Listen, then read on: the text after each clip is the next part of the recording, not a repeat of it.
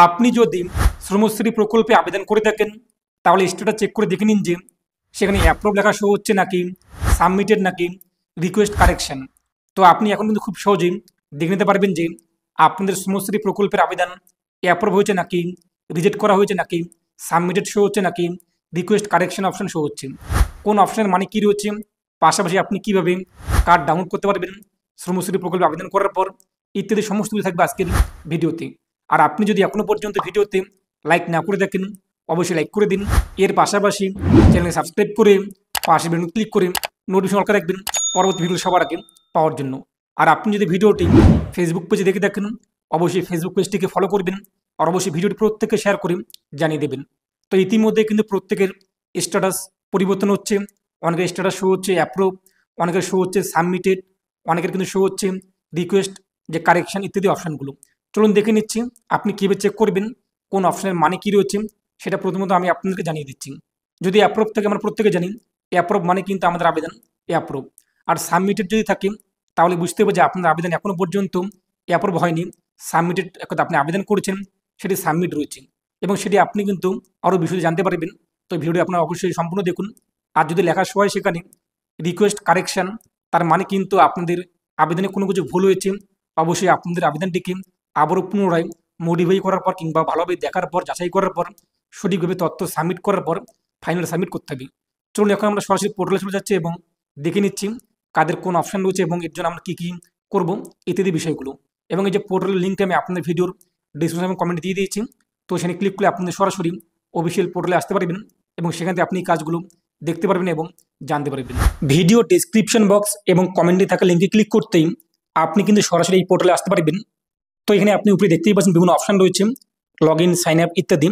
আমরা যেহেতু রেজিস্ট্রেশন করে নিয়েছি লগ ইনে ক্লিক করব, তারপর এখান থেকে বেনিফিশিয়ারি এটা সিলেক্ট করব। এরপর এখানে আপনি আপনার মোবাইল নাম্বার বসিয়ে দেবেন, জেনারেট ওটিপিতে আপনি ক্লিক করবেন। তো আপনার মোবাইলে কিন্তু ওটিপি আসবে, ওটিপি আপনি এখানে বসিয়ে দেবেন।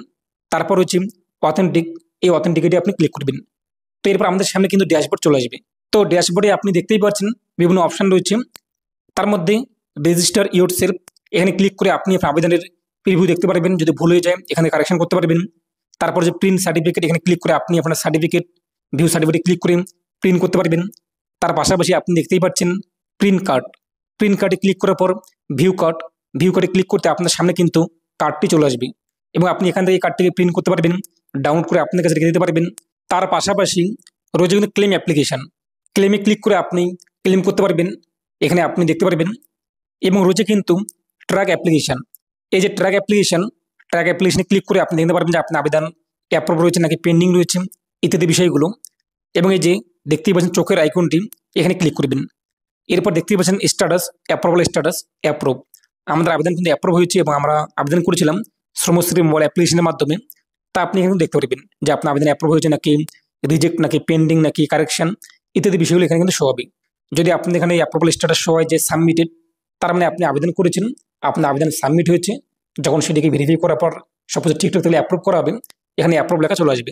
আর আপনাদের আবেদন যদি কোনো কিছু ভুল হয়ে যায় তাহলে এখানে কিন্তু কারেকশন অপশন চলে আসবে, তারপর আপনি এটিকে কারেকশন করে নেবেন মোবাইল অ্যাপ্লিকেশনের মাধ্যমে অথবা এই যে রেজিস্টার ইয়োর সেলফ, এখানে ক্লিক করে আপনি দেখে নেবেন যে কোন কোন বিষয়গুলো ভুল হয়েছে কিংবা ঠিক রয়েছে, তা এখানে বসিয়ে দেবেন। তারপর সেভ আর নেক্সটে ক্লিক করবেন, ফাইনাল পেজে চলে আসবেন, সর্বশেষ পেজে। এরপর সেখানে আপনি ডকুমেন্টসগুলোকে আপলোড করে দেবেন, যেগুলো আপলোড নেই কিংবা ভুল হলে আপনি মডিফাই করে নেবেন, তারপর ফাইনাল সাবমিট করে দেবেন, আবেদন কিন্তু হয়ে যাবে। তো আপনি কিন্তু এইভাবে খুব সহজেই এই পোর্টালে এসে লগ ইন করার পর দেখে নিতে পারবেন যে আবেদন অ্যাপ্রুভ হয়েছে নাকি রিজেক্ট নাকি কারেকশন নাকি সাবমিটেড ইত্যাদি বিষয়গুলো। যদি সাবমিট থাকে কোনো টেনশন নেই, যখন আপনার আবেদন অ্যাপ্রুভ হয়ে যাবে এখানে অ্যাপ্রুভ লেখা চলে আসবে।